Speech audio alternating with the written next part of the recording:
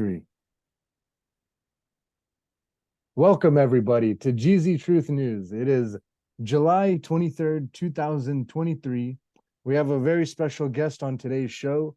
It is Jay Balakrishan, and thank you very much for coming on. We've been long expecting you. A lot of people have been waiting for your premiere. Thank you for coming on. You've done a lot of research in a lot of fields, from computers to science to Ayurveda to this and that and all sorts of stuff. So without further ado, welcome on the show, Jay. Thank you very much. Thank you for having to coming on. Tell us what you're here for. Very good. Very good. Thank you very much, Sean. Yeah, I've been looking forward to as well. You have a very high intellect audience, so I didn't want to make any boo-boos or just speak without having all my research done. So after all this time, it's ready to go.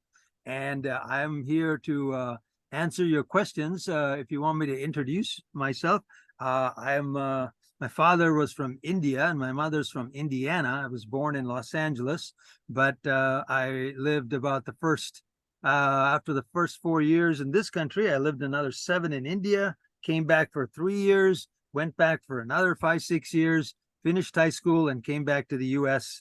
and got a degree in basically finance. And then I formed a love for computer science, and that became my passion. So after I left college, just a few months later, I got a job. And at that time, the Commodore PET came out. And all the details, I'll give you a link. You can put that in your description below. If you want all the details of my early 20s, I had founded a company that actually became a very significant company for the early days of computers. And that's in an interview. It's about a lengthy interview, about 2 hours and 15 minutes. So I'll link to that. But so skipping all of that, I've been into computers for a long time and did very well financially. And then basically in the middle of my life, I had basically a midlife crisis right on schedule. And I had a lot of possessions, an airplane and houses, and I was skiing in Switzerland, and everything was great. I'm like, how come I'm still unhappy? And so that started about a 3 or 4 year period of introspection, and it concluded in November of 1991 when I basically took a vow to become a yogi.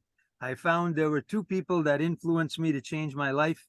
One was Swami Yogananda, who wrote the Autobiography of a Yogi, which I've researched and seems to be the #1 book that all of America and the West has really found yoga through him. It was Steve Jobs' #1 go-to book. It was the only book he had in his entire iPad or whatever it was, the laptop, and he read it once a year for like 45 years. We'll get into all of that later. It was a very big influence on me. And in addition, I also did a lot of research on Mahatma Gandhi because he created results. A lot of philosophy out there about do this and do that. But I looked at him and says, hey, there was Hitler. Hitler conquered a lot of people, but then Churchill conquered Hitler, but then Mahatma Gandhi conquered or defeated Churchill through nonviolence. So these two key people in the philosophy of yoga altered my life, about 32 years ago. And but I had been grounded in science for all this time. So that started a long, now 30-year journey of looking at both science and respecting it, and also looking at yoga. So now I've come to the conclusion here. So I have formulated something that I call Rugu Yoga. And basically, you've all heard of guru. So guru backwards phonetically is Rugu, Guru, Rugu. And the motto for Rugu Yoga is be your own guru. So that's what I want to talk to you about. We've talked about it for a while. You've known this has been my passion project for many decades. And I've done a lot of research, and I think there's quite a lot that will help people basically on this journey of being your own guru to enlighten yourself. Hey, if you can find a guru, awesome. They're not easy to come by. If it's a real one, awesome, fantastic. But why wait around for one to find one or one to show up at your doorstep? Why not begin the process of basically guru means dispeller of darkness.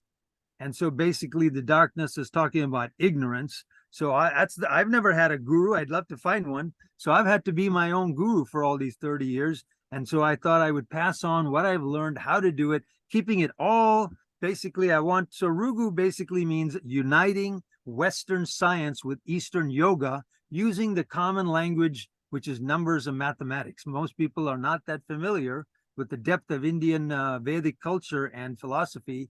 And we're going to look and see how quantum mechanics arose from it, yoga arose from it.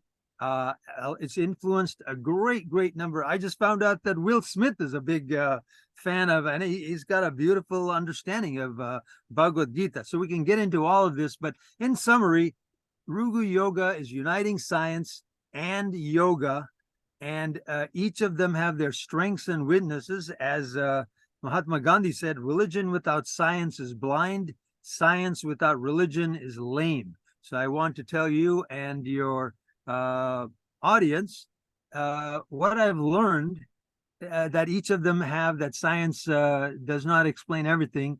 And like Gandhi said, religion also needs science. So I'm happy to answer any kind of questions into Rugu Yoga, and it will lead us to a number of questions. And one last thing is I have a lot of material, and I'm sure you have a lot of questions. So this is going to take us many months to work it all the way through. Right. Okay, well, shall we go through the list? Yeah, why don't you start? Since this is a test, why don't you start with question one right there? Okay, so to begin, what is Rugu Yoga? All right, it's a pleasure to be here, Sean. Thank you very much, and thank you for listening to all of your wonderful audience. So yoga in Sanskrit means union. So Rugu Yoga is about uniting Western science with Eastern yoga by using their common language, which is numbers and mathematics. It's a new scientific yoga, an update to classical yoga for our modern digital world. So you could think of Rugu Yoga as digital yoga. Now, we've all heard the Indian word guru, which in Sanskrit means dispeller of darkness. So Rugu is guru backwards, phonetically. Guru, Rugu. And the Rugu Yoga's motto is be your own guru. Live as if today is your last day. Learn as if you live forever. Mahatma Gandhi. Why stay idle waiting to find a guru or one to show up? Why not begin to remove the darkness, the ignorance, just by yourself? Rugu Yoga will show you how to enlighten yourself and become a blazing lighthouse to help remove the darkness not only from yourself, but the whole world. Become your own guru. Rugu Yoga will help you to help yourself. So in summary, Rugu Yoga integrates Western science, which exclusively deals with the external world, together with Eastern yoga, which has been exploring the inner world and consciousness extensively for thousands of years. Rugu Yoga integrates both science and yoga in a scientific way using their common language, which is numbers and mathematics. Sean, in this first episode, oh, the fuck did it go? Sean, in this first episode on your GTN GC Truth News, we'll just get a very high-level overview of Rugu Yoga. Then in the coming months, more topics and subjects will be introduced, and we'll also get more in-depth details on all the important features and benefits of Rugu Yoga. All right. Well, sounds pretty good so far. So let's see, the next question. Why does science need to be integrated with yoga? Doesn't science already explain everything? What can yoga provide that science is lacking? Our Western science has cut itself off from an adequate understanding of the subject of cognizance, of the mind. This is precisely what our present way of thinking needs to be amended, perhaps by a bit of blood transfusion from Eastern thought. Erwin Schrödinger, 1933 physics Nobel Prize winner. Science runs and dominates our modern digital world. There's no denying it, but it has serious shortcomings and flaws. First of all, science will always remain incomplete. It can never know everything about the universe. To prove this, we will examine Kurt Gödel's astounding incompleteness theorems, which prove mathematically that every mathematical system, which is exactly what science is, will always contain truths which it can neither prove nor disprove. So sometimes you're just going to need faith. It is considered one of the greatest mathematical proofs of all time. Actually, in fact, Albert Einstein was in so much awe of Kurt Gödel, he turned down a lot of job offers. He could have gotten a job anywhere in the world. He became a professor at Princeton's University for advanced study just so he could walk and talk with Gödel every morning. They lived right next to each other, and every day they would walk and talk on the way to their classes. All of us know there is such a thing as consciousness simply because we have it ourselves. Hence, consciousness must be a part of nature, or more generally, a reality, which means that quite apart from the laws of physics and chemistry, as laid down in quantum mechanics, we must consider laws of quite a different kind. Niels Bohr, 1922 Physics Nobel Prize winner.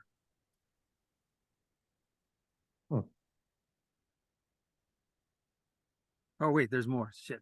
Okay, wait 1 second. I've set this up as a page and it's not working. I need to scroll it. Okay, so where the fuck was I? Okay. Secondly, science is exclusively materialistic. It only deals with matter and energy that manifests in the external physical world. But internal thoughts, ideas, emotions, they're also real. Consciousness is real. Science only investigates what it can observe, measure, and manipulate using our 5 senses. Therefore, anything that's beyond physical matter and beyond our senses is quite literally beyond science. I am very astonished that the scientific picture of this real world around me is deficient. Gives a lot of factual information, puts all our experiences in a magnificently consistent order, but it is ghastly silent about all and sundry that is really near to our heart, that really matters to us. It cannot tell us a word about red and blue, bitter and sweet, physical pain and physical delight. It knows nothing of beauty and ugly, good or bad, God and eternity. Science cannot even tell us a word about why music delights us or why and how an old song can move us to tears. Erwin Schrödinger. Back in classical Greek days, everything about our physical world, they called physics in Greek. What they call physics today, we call that science. But the Greeks also recognized that there were many other real, valid phenomena that went beyond physics. So they called those metaphysics, literally meaning beyond science in Greek. The day science begins to study non-physical phenomena, it will make more progress in 1 decade than in all the previous centuries of its existence. Nikola Tesla. Yeah, that last quote is great. Well, we'll see what I've never forgotten that one. yeah, they're all classics. Well, how about Oh, it says running out of time, upgrade now. I think the whole thing is only at one stretch is only 40 minutes. Maybe you're gone. Can you hear me? Oh, wow. Remaining. Yeah, I remember seeing that. You can only, I mean, I don't know how much it is. If it's not much, I don't mind paying whatever it is, $15 or $20. But I think for now, you have to end it and You then know what? That's perfect because we want snippets anyway. Exactly. And we did a lot of chit chat in the beginning. When we're ready to go smooth, 40 minutes is pretty good. Okay, so the next question. Science may not know about metaphysics, but what everything it knows about physics is valid, right? Yeah. I would say it's like science may not know about metaphysics, but everything he knows about physics is valid, right? Like that. Okay. Yeah, okay. Actually, no. What if the physical universe science is convinced is real, is not real? By the way, you know that we're going to be cut off any second here, but anyway. Yeah, that's fine. What if all the matter and energy in the entire universe, which is all that science loves and studies, is in fact not real? That's exactly what 3 scientists proved, and for that, they got the 2022 Nobel Prize in Physics last year. They proved scientifically that our universe is not real. How unbelievably crazy is that? Now you see the first time it's not a code, it's a link. So at this point, you would have you have to splice in the video. Okay, Sean, and we'll test that later. But that's something we can do that. We can do that right now. Hold on, let's test that right now. Boom. Okay, yeah, actually perfect. Just click Hello on and that one namaste. I'm doing this and video jack with that up to awe and 1.5. excitement. Huh? Jack it up to 1.5. Yeah. Do you see it? Yeah, I see it. Yeah, yeah, I see it. Okay, perfect. So that works. Yeah, Playback. I guess that would work. You could, it's recording it and you So could it's just, 20 minutes long though. Is there a specific did you have no, a I mean, that it is what it is. There's nothing to be cut out. All we can do is we'll have to, some of the really long ones, we're going to have to just do a little bit of editing and just extract about 7 or 8 minutes of the good stuff and then speed that up to about 1.5 and it'll shrink down to about 4 minutes. Are you following me? And I hope you will share Okay, this so you'd want to play the whole video? No, I'm saying that, content okay, very I'd soon. want to play the whole video if it's about 3, 4, 5 minutes, but this one Okay, so there isn't. you go. So let's say we just played it. So now Yeah, you- yeah, exactly. Continue. So I'll just continue. And so basically, that video would have played. We would have edited a little bit, and it would have been about 4 minutes of real time in the real so now world. you're right here. Yeah, and then I will continue. This sends shockwaves throughout the scientific world because that means science is not investigating the real reality. The two fundamental definitions of reality, according to science, have both been proven wrong. Science is only studying illusions, which is called Maya in Sanskrit. We'll get into that later. Suddenly, science is being forced to redefine what exactly is reality. And we got another really good video next. And then now it comes a quote, after the conversations about Indian philosophy with 1913 Nobel laureate Rabindranath Tagore, some of the ideas of quantum physics that seem so crazy suddenly made much more sense. Werner Heisenberg, 1932 physics Nobel Prize winner. And then there'll be a link to a video principle of, that's like a 9-minute. I think we could get that down to about 4 or 5 minutes. Okay, so it's Hello and namaste.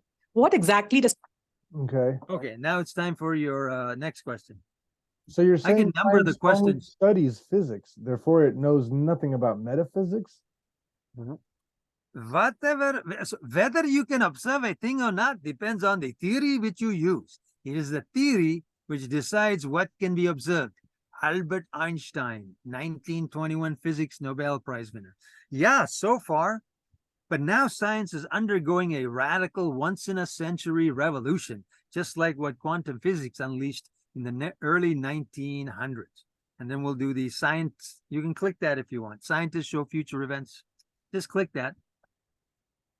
Yeah, so that screen capture, you're just going to have it static, or you can have it scrolling like that. And then you're going to say, you know, we'll put the link will be provided in the description. Einstein called it spooky, and Niels Bohr. Yeah, that's the standard. It's been spooky action at a distance. Talk to you haven't understood. Okay, all right. So continuing, and now Okay. is my my quotation voice as an American. Finally, not all these Germans. In a nutshell, the universe is 4% visible, 23% undetectable, and 73% unimaginable. Welcome to the cosmos, full of mass you can measure but not manhandle, driven by a force you can infer but not explain. Tim Radford. Today's scientists have substituted mathematics for experiments, and they wander off through equation after equation and eventually build a structure which has no relation to a reality. Nikola Tesla, July 1934. So modern science says so-called dark energy makes up 73% of the universe. Another 23% is made up of dark matter. Thus, science only knows something about 4% of this universe. In other words, 96% of the universe is completely unknown to science. You could even argue a lot of science then is just really pseudoscience, just fantasies created in the minds of scientists made up of assumptions and fancy equations. In science, more is unknown than known. In fact, I would say if science barely knows anything at all, it's just getting started, especially when it gets into consciousness. Dark matter is just something we call this thing about which we know nothing. We've known about dark matter since the 1930s. Actually, we shouldn't even call it anything. We should call it like Fred, something that has no meaning because we don't know anything about what it is. Neil deGrasse Tyson. Images from the James Webb Space Telescope, the JWST, have begun to demolish many cherished scientific truths, quote, and theories. JWST found many galaxies much older than the universe itself. How can that be? Even fundamental theories like the Big Bang and black holes appear to be flawed. 16 predictions made by Big Bang have been proven wrong. So in a blink of an eye, the age of the universe, as science says, has gone from 13 to nearly 27 billion years. And many dogmatic scientists are freaking out.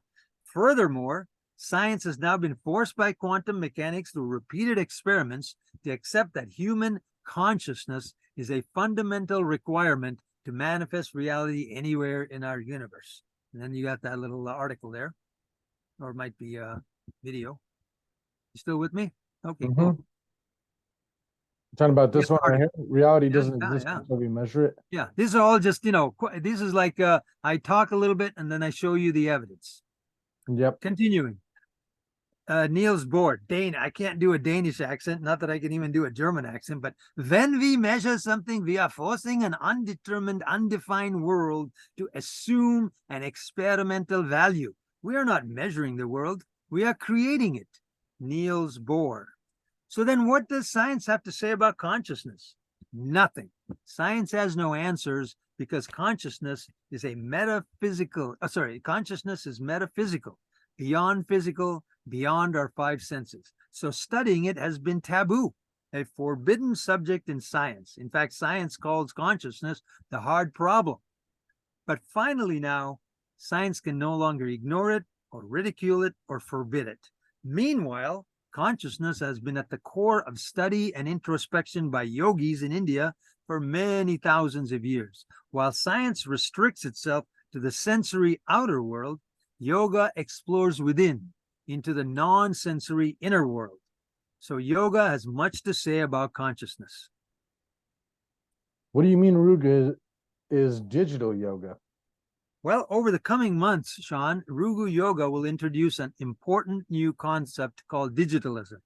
It's a bit involved, so it will take us a little while. Now, there are many isms, ideas, in our real world, capitalism, socialism, and on and on. But digitalism is the only ism that can natively exist in the digital, artificial world of digital computers, the internet, and artificial intelligence, quote, AI programs. That's because the atoms of this digital cyberspace are ones and zeros and numbers, nothing but digits, mind stuff, just like matter that's in the mind. It's just like in the first Matrix movie, when Neo finally attains yoga samadhi and he unites with the Matrix and he sees that the entire digital Matrix world is an illusion, a simulation made up of just sequences of green digits. As we shall soon see, the Matrix movies were hugely influenced by Vedanta. Click that next one, Sean. This is a good one.